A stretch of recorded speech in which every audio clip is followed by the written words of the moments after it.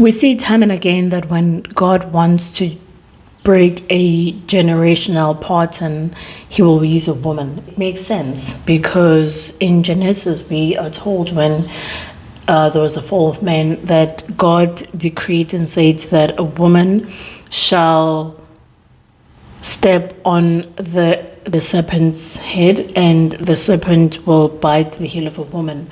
So this thing was after the seed of a woman.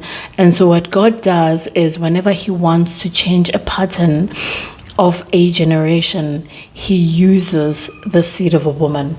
He uses a woman to break generational curse and patterns. We see it with Esther.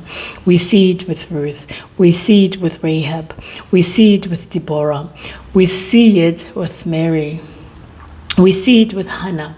We see it time and again that God has throughout history in the Bible, from Genesis to Revelation, used women strategically to break a generational pattern.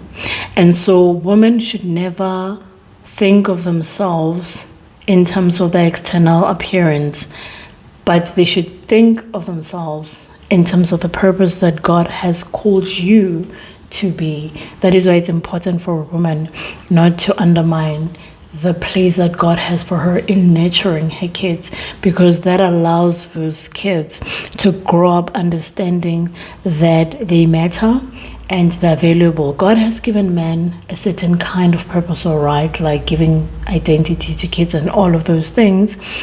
However, I'm focusing on women, and so I want women to understand that God has a special place for them, and they need to seek God to understand what generational patterns God wants to break in their lives, because I can tell you now that he wants to do it with your life. If you're a woman and listening to this, seek him and stay blessed.